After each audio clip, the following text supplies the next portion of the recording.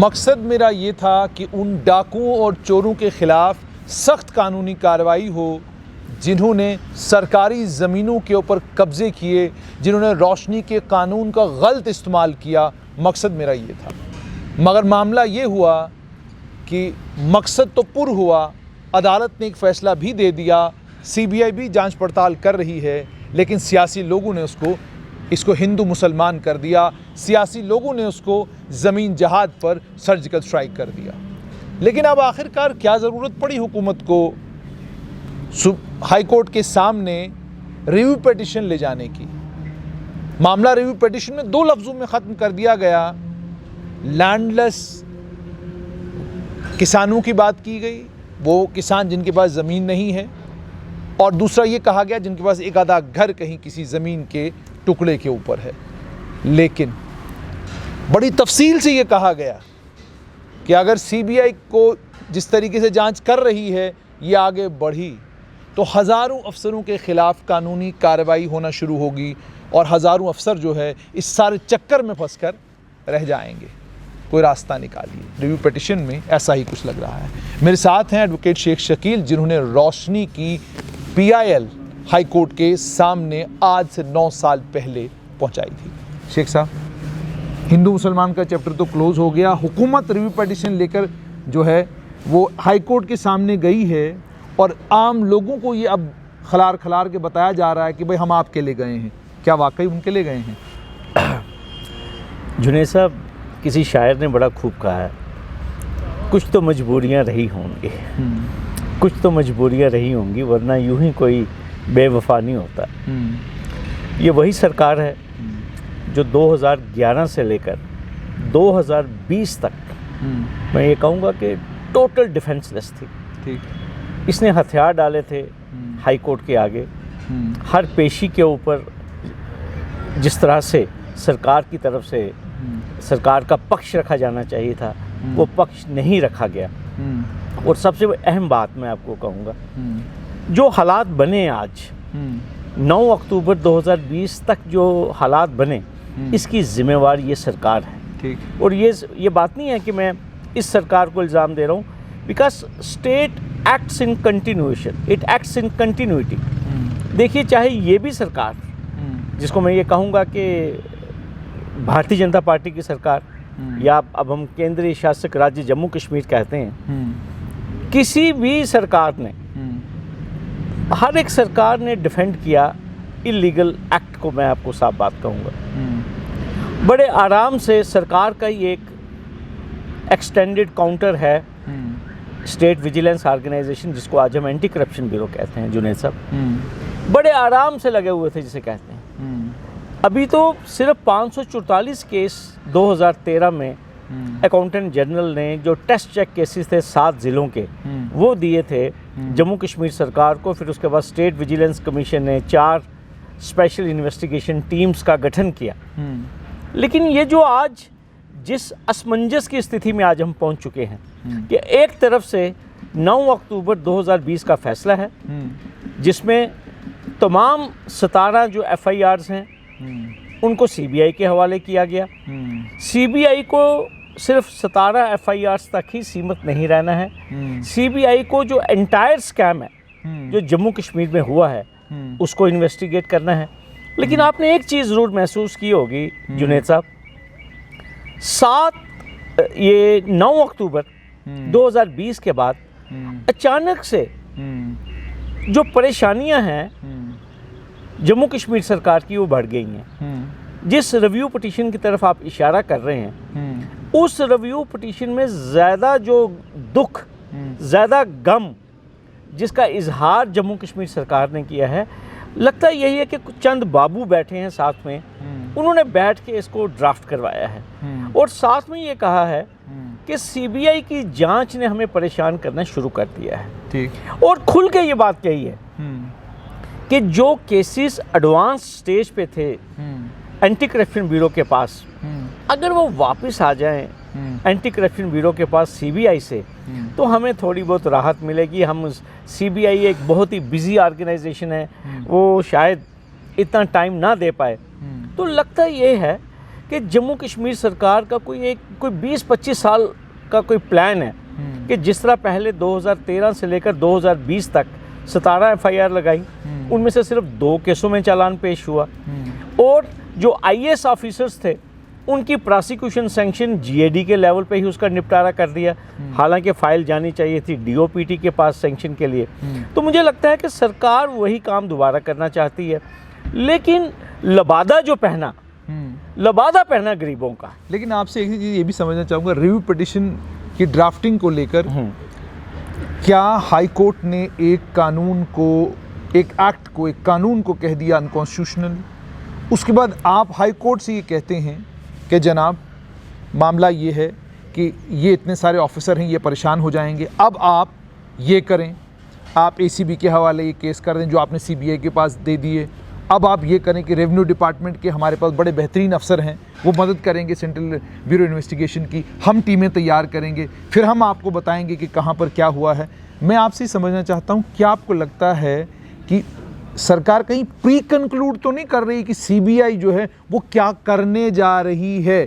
पहले ही कह दिया सरकार ने CBI कुछ नहीं कर पाई, ठीक है, इसलिए आप एक काम करें, अभी हालांकि मुझे लगता है शुरुआत भी नहीं हुई। तो इस रिव्यू पिटिशन की ड्राफ्टिंग को लेकर ये तमाम चीज़ें जो लिखी गई हैं, ये क्या दर्शाती हैं? सबसे पहले मैं आपको कहना चाहता हूँ कि हमारे पास बहुत ही आला स्टेट काउंसिल की टीम है, जो हमारे सरकारी वकील हैं। एडवोकेट जनरल DC रैना साहब किसी तारुफ के मोहताज नहीं है, ज़मीनी सतह से उठे। मगर शकील साहब माफ़ कीजिएगा, मुझे ये लग रहा है कि इस रिव्यू पिटिशन को ड्राफ्ट करते वक्त एडवोकेट जनरल DC रैना साहब या तो मौजूद नहीं रहे हैं या शायद वो किसी और काम में मसरूफ़ रहे हैं। मैं आपको एक चीज़ कहूँगा कि जिस भी लेवल पे ये ड्राफ्ट हुआ है, डेफिनेटली मुझे लगता नहीं कि एडवोकेट जनरल साहब के हाथों से फाइल निकली है या कोई जल्दबाजी में ये कोई ड्राफ्ट हुआ है, लेकिन जिस मयार की ड्राफ्टिंग इस रिव्यू पिटिशन की होनी चाहिए थी, उस मयार की ड्राफ्टिंग मैं साफ कहूँगा वो नहीं। और सबसे अहम बात, एक रिव्यू पिटिशन में एक रोड मैप मिसिंग है, एक एक्शन प्लान मिसिंग है, एक जिस सीरियसनेस से जिस इशू को ये उभारना चाहते हैं वो सीरियसनेस मिसिंग है, थोड़ा सा कैलस एटीट्यूड नज़र आता है। और माशाल्लाह, जैसा मैंने आपको कहा, हमारे पास बहुत अच्छे सरकारी वकील हैं, लेकिन जिस तरीके की ये ड्राफ्टिंग की गई है और साफ नज़र आता है, ज़्यादा एम्फसिस जो है वो यही है कि हमारे चंद अफसरान जो हैं या कुछ हमारी ब्यूरोक्रेसी जो है वो एक परेशानी में आने वाली है CBI की जांच के द्वारा। तो लगता है यही है, क्योंकि देखें ड्राफ्टिंग से ये लग रहा है कि आप हाई कोर्ट को ये कह रहे हैं, और हाई कोर्ट के उस बेंच को, जिस बेंच में चीफ जस्टिस साहिबा खुद बैठी हुई थी, कि आपने विजडम का इस्तेमाल नहीं किया है जिस वक्त आपने ये फैसला सुनाया है। अगर आप विजडम के साथ का इस्तेमाल करते तो आप एंटी करप्शन ब्यूरो को से केसेस वापस नहीं लेते, तो आप रेवेन्यू डिपार्टमेंट के मुलाजमीन को कहते कि जनाब और ज़्यादा अच्छी तरीके से आप जांच पड़ताल कीजिए, क्योंकि ड्राफ्टिंग से तो यही कुछ नज़र आ रहा है। आपका तखमीना क्या है? आप तो इस मामले के वकील भी हैं। आप मुझे जुनैद साहब, मैं आपको मज़ेदार बात बताऊंगा। अगस्त 2011 से 9 अक्टूबर 2020 रिकॉर्ड चेक कर लीजिए, शायद ही कोई ऐसी पेशी हो जिस दिन मैं हाजिर नहीं हूँ। 28 जुलाई 2020 हमारे आनंद जैन साहब, डायरेक्टर ACB, उनकी ऑर्गेनाइजेशन स्टेटस रिपोर्ट फाइल करती है 17 की 17 FIRs का, ठीक है, और हाई कोर्ट को इन्फॉर्म करती है कि हमारे पास 2 FIRs हैं आउट ऑफ 17 जिसमें हमने चालान पेश कर दिया है। 1 या 2 FIR हैं, उनको रिकमेंड किया है क्लोजर के लिए, और 3 FIRs ऐसी हैं जो पिछले 3 से लेकर 4 सालों से प्रोसिक्यूशन सैंक्शन के लिए अवेटेड है। और थोड़ा सा मैं जो हमारे सुनने वाले और देखने वाले हैं, डॉक्टर्स मनमोहन सिंह वर्सेस सुब्रमण्यम स्वामी 2012 में हरफ आखिर सुप्रीम कोर्ट ने डिक्लेयर किया कि जब भी कोई प्रपोजल प्रोसिक्यूशन सैंक्शन के लिए इन्वेस्टिगेटिंग एजेंसी कॉम्पिटेंट अथॉरिटी को भेजेगी तो 3 महीने के अंदर जो गवर्नमेंट है या कॉम्पिटेंट अथॉरिटी है उसको फैसला लेगी, वो फैसला लेगी, यस या नो, और अगर वहाँ से कोई भी जवाब नहीं आता है, it is a deemed sanction.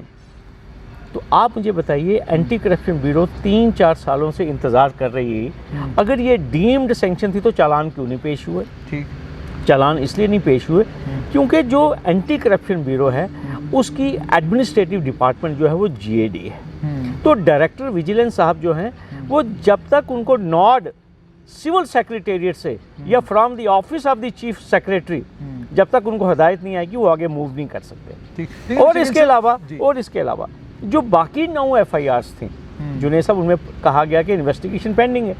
अब आप मुझे बताइए, जिस डिवीजन बेंच के सामने ये स्टेटस रिपोर्ट आए कि 7 सालों में लगातार आती जा रही है, ये नहीं है कि आप स्टेटस रिपोर्ट आपने एक बार फाइल की है जी, आप जब भी हाई कोर्ट के सामने जा रहे हैं तो आप यही कोई कहानी सुना रहे हैं, बार बार यही कहानी। और दूसरी सबसे बड़ी कहानी आप सुने ना, आपने एक डिविजनल कमिश्नर के खिलाफ प्राइमा फेशी केस एस्टैब्लिश किया। बिल्कुल, आपने अरेस्ट वारंट तक इशू किया, आपने कहा जिनको अरेस्ट किया जाए। डिविजनल कमिश्नर के खिलाफ आपने इन्वेस्टिगेटिंग ऑफिसर जो है कहता है कि प्राइमा फेशी केस बनता है, ऊपर सुपरवाइजरी अफसर भी कहते हैं, सेंट्रल ऑफिस भी कहता है। लेकिन जब फाइल स्टेट विजिलेंस कमीशन के पास जाती है जो सुपरिंटेंडिंग बॉडी है, और फिर उसके बाद फाइल सेक्रेटेरिएट में जाती है, आपस में कॉरेस्पॉन्डेंस होती है कि डिवकॉम साहब का नाम जो है वो बाहर कैसे निकालना है, और उनका नाम फ्रॉम दी अरे ऑफ रिस्पोंडेंट्स डिलीट कर दिया जाता है, और प्रोसिक्यूशन सैंक्शन मांगी जाती है सिर्फ डिप्टी कमिश्नर जम्मू की।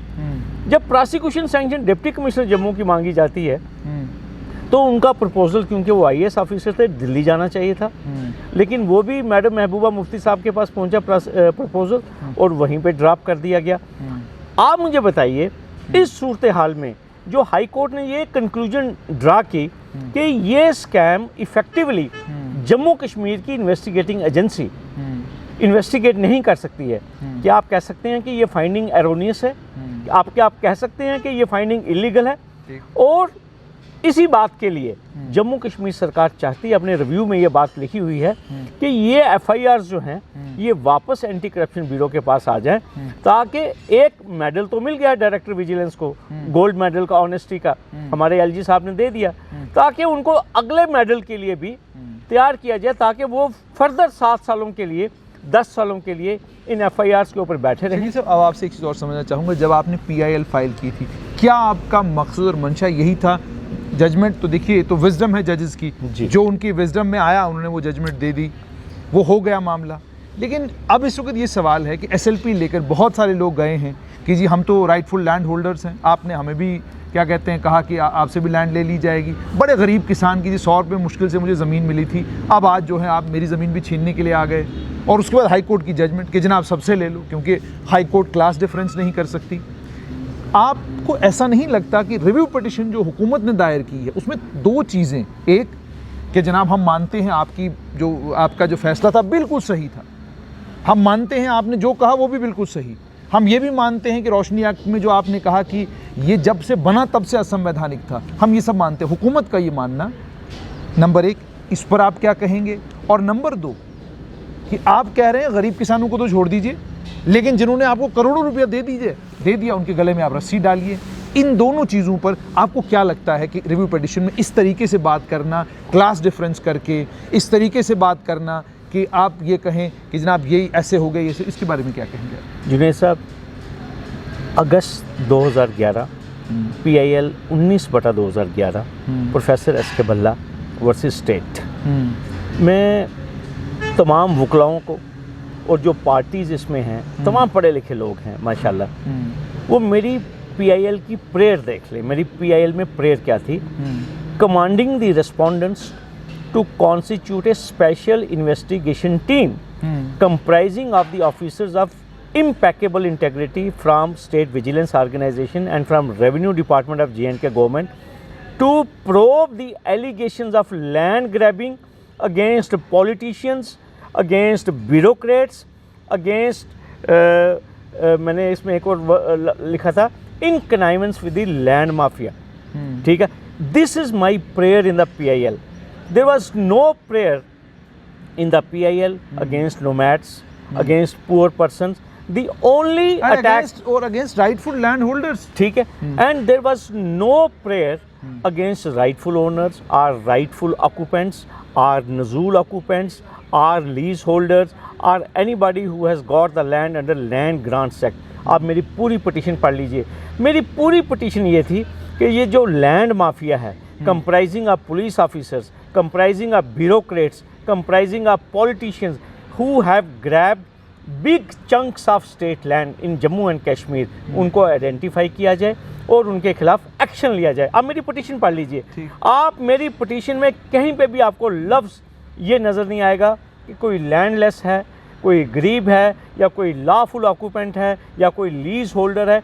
आप उसे मेरे मोक्किल ने अच्छा क्या मानेंगे कि क्योंकि आप तो पटिशनर रहे हैं, क्या आप ये मानेंगे, पटिशन के वकील रहे हैं, क्या आप ये मानेंगे कि हुकूमत ने ढिलाई बरती इस मामले में, इतना कमज़ोर मौक़िफ़ अपना हाई कोर्ट के सामने रखा कि हाई कोर्ट ने एक ऐसा फ़ैसला दे दिया जिसमें अब खुद ही हुकूमत जो है वो रिव्यू पटिशन लेकर हाई कोर्ट के सामने हाज़िर हुई है और कह रही है कि जनाब रिव्यू करिए इसको। जुनैद साहब, ऑनेस्टली मैं आपसे एक बात शेयर करना चाहूँगा।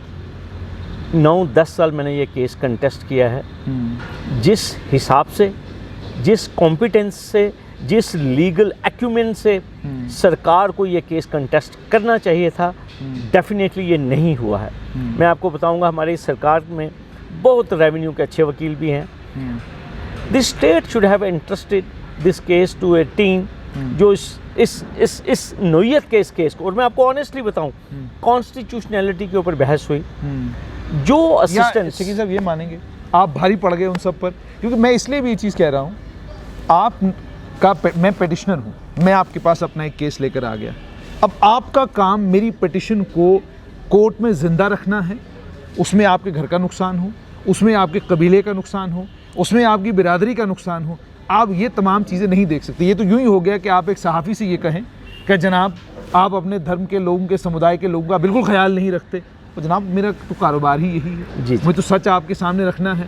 आप वकील हैं, वैसे वकील, मुझे लगता है आपका काम as a petitioner, as a वकील अपने पिटिशनर का ख्याल रखना था कि भाई ये तो काम स्टेट का था। जुनैद साहब आप मुझे स्टेट में तो हुकूमतें 5 अगस्त 2019 से पहले नेशनल कॉन्फ्रेंस और कांग्रेस की हुकूमत थी। क्या वो लोगों के खैर खा नहीं थे? 2014 से लेकर 2017 तक पीडीपी बीजेपी की हुकूमत थी, क्या वो खैर खा नहीं थे? हर तारीख के ऊपर स्टेट अपने खिलाफ आर्डर लेने आती थी, ये मैं आपको बता दूं। हमने हाई कोर्ट में एक एप्लीकेशन दे दी कि भाई असेंबली में क्वेश्चन किया गया, यशपाल कुंडल जो विधायक थे सांबा से, उन्होंने कहा कि भाई हमें डिस्ट्रिक्ट वाइज बता दीजिए कि जम्मू कश्मीर में कितनी state land under illegal occupation है। अब आप मुझे एक चीज़ बताइए, जम्मू कश्मीर सरकार इसकी अपोजिशन करती है कि ये इन्फॉर्मेशन कोर्ट में नहीं आनी चाहिए, लेकिन डिवीजन बेंच ने आर्डर पास किया और डिवकाम जम्मू और डिवकाम कश्मीर डाइवर्ज करते हैं इन्फॉर्मेशन डिस्ट्रिक्ट वाइज कि 20 लाख कनाल जो ज़मीन है वो अंडर इलीगल ऑक्यूपेशन है। तो आप इसको डिफेंड कैसे करेंगे? आप मुझे एक चीज़ बताइए, आपने इतना बड़ा लैंड बैंक जो है वो लैंड माफिया को दे दिया है, और फिर उसके बाद जब आपके पास 7 सालों में इन्वेस्टिगेशन मुकम्मल नहीं हो रही, जुनैद साहब, आप इन केसेस को कैसे डिफेंड करेंगे when you are on the other side of the fence? क्या मानेंगे कहीं ऐसा तो नहीं कि डेलिबरेटली ये सब कुछ किया गया? क्योंकि देखिए आज अब मामला ये बन गया है कि अब वो लैंडलेस बेचारा गरीब किसान आ गया, अब वो बेचारे हकदार तमाम लोग आ गए कि जनाब हमारा तो कोई कसूर ही नहीं था, आपने हमारे ऊपर भी तलवार चला दी। कहीं ऐसा तो नहीं है कि मामला ही असल में ये था कि क्योंकि स्टेट के पास कुछ था नहीं, बस ऐसे ही रखिए इसको ठंडा ठंडा, कल जब ये मामला बन जाएगा वावेला जेन्युइन लोग डालेंगे, हमारा भी काम हो जाएगा। क्या आपको लगता है कि ऐसा काम आप होने देंगे? देखिए मेरी बात सुनिए जुनैद साहब, ये पिटीशन कोई 1 साल या 6 महीने तो चली नहीं है। मैं आपको कह रहा हूँ कि राइट फ्रॉम 9 साल ये मुकदमा चला है। स्टेट को मालूम था कि state has submitted more than 15 compilations in the High Court, providing the names of the encroachers of the state land, जो कि 20 लाख कनाल जिन्होंने इस ज़मीन को ऑक्यूपाई किया था। क्या दूरंदेशी नहीं थी स्टेट के पास कि कल को एडवर्स आर्डर्स आ सकते हैं? क्या बार बार हाई कोर्ट ने, डिवीजन बेंच ने कहा जम्मू कश्मीर सरकार को, जम्मू कश्मीर के चीफ सेक्रेटरी को, हमें मैकेनिज्म बताइए how you are going to retrieve this land. क्या उस वक्त जम्मू कश्मीर सरकार नहीं कह सकती थी कि sir it is not possible to retrieve such a big chunk of land because we have landless people, because we have poor people जिनके पास सिर्फ 2 मरले, 4 मरले या 6 मरले हैं। लेकिन सरकार जिसे कहते हैं ना, अभी ऑनरेबल डिवीजन बेंच ने भी कहा कुंभकर्ण की नींद जो थी ना, ये सरकार सोई हुई और अचानक जाग गई। अब अचानक जागी। अब इनको अचानक जब ये मालूम हुआ कि यार 44,000 कनाल ज़मीन रोशनी के तहत तो जम्मू ज़िले में है, 10,000 कनाल जो है वो कठुआ में है, तो अब इनकी नींद खुली है। बड़े फाइनेंसरों के नाम भी इसमें हैं। देखिए अब तो बड़े बड़े लोगों के नाम आ ही रहे हैं, आपको मालूम है। अभी तो वो जो नाम पब्लिक नहीं हुए वो कह रहा हूँ। देखिए बात ऐसे है कि वो पब्लिक नहीं होंगे, मैं आपको साफ बात कहूँगा। मैं तो खुल के कहता हूँ कि डिविजनल कमिश्नर साहब जो है हमारे जम्मू के, ये बड़े सिलेक्टिव हैं। ये सोच समझ के नाम बाहर निकाल रहे हैं। मैं तो साफ बात कहता हूँ, क्योंकि नाम तो यहाँ सबके हैं, ठीक है, लेकिन एक पर्टिकुलर जमात जो है वो exempted from the disclosure of information है। एक आरटीआई में प्रोविजन है, बिकॉज एक सेक्शन है आरटीआई में कि certain information are exempted from disclosure. तो उस पार्टी की जो इंफॉर्मेशन है it is exempted from under RTI. ये मैं कहना चाहता हूँ। मैं डिवकॉम साहब को बार बार कहना चाहता हूँ, बड़े वाइब्रेंट ऑफिसर रहे हैं, हमारे जम्मू के ही हैं, उनको सबके नाम माने। आप प्रसाद अगर बांट रहे हैं आप, तो सबको दीजिए ना प्रसाद, ठीक है। लेकिन ये डिवकॉम साहब जो है वो पता नहीं क्यों, या तो उनको शौक है, मैं तो बार बार कहता हूँ, पटवारी के बाद लोग गिरदावर नहीं बनना चाहते, तो डिवकॉम साहब भी जो है ना डिवकॉम के ऊपर नहीं जाना चाहते फिलहाल।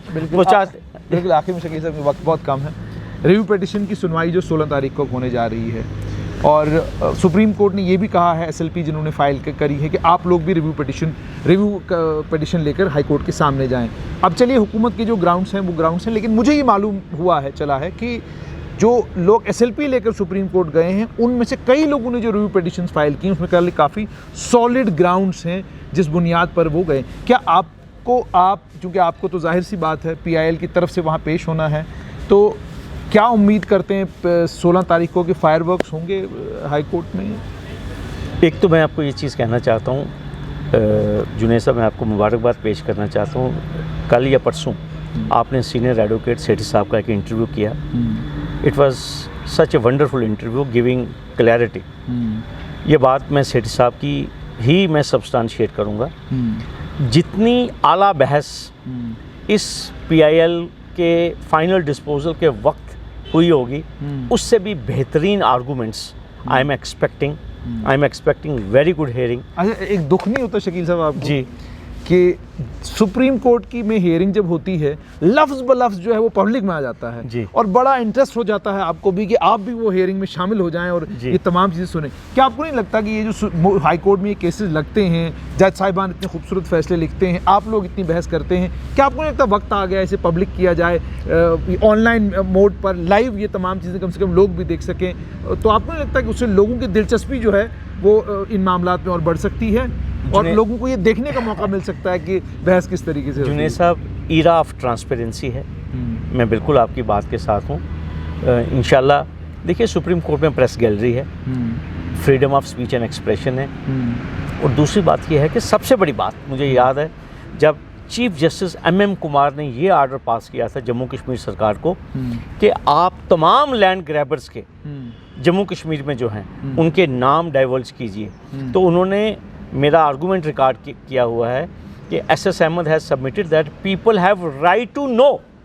और सुप्रीम कोर्ट ने वे बैक 85 में जजेस एसोसिएशन के केस में SP गुप्ता में ये कहा था, right to knowledge, right to know is a fundamental right. और दूसरी बात यह है, हमारी कोर्ट्स में जो कुछ हो रहा है वो पब्लिक को जानने का हक है, और इंशाल्लाह आप देखेंगे डेवलपमेंट हो रही है, we are heading towards that. आप देखेंगे ये जो these are basically public proceedings, और पब्लिक को ये जानने का हक है। मैं आपकी बिल्कुल इस बात के साथ हूँ। अभी फ़िलहाल हम वर्चुअल मोड पे चल रहे हैं, अभी उस लेवल तक नहीं पहुँचे हैं, लेकिन आइंदा अभी हमारा 2G है, अभी 2G है, और आप आगे देखेंगे इंशाल्लाह कोर्ट की प्रोसीडिंग्स भी लोग घर में बैठ के लाइव भी देखें। बहुत बहुत शुक्रिया। तो ये थे एडवोकेट शेख शकील। साफ तौर पर इन्होंने दो बातों को तो बिल्कुल साफ कर दिया। एक तो इन्होंने ये कहा कि पीआईएल के मामले में हुकूमत ने ढिलाई बरती, जाहिर सी बात है पीआईएल के वकील थे तो इन्होंने अपनी तरफ से तमाम बातें हुकूमत को हाई कोर्ट के सामने रखी, ढिलाई हुकूमत ने बरती। आज रिव्यू पिटिशन जो है उसमें नाम तो कल्टीवेटर का है, किसान का है, नाम तो गरीब आदमियों का है, लेकिन असल मामला ये है कि उन तमाम लोगों को बचाया जाए जो उन कमेटियों में थे, जिन कमेटियों ने वो फैसले किए, जिन फैसलों की वजह से आज बहुत बड़ी तादाद जम्मू कश्मीर की परेशानी का शिकार है। दीजिए इजाज़त, आदाब।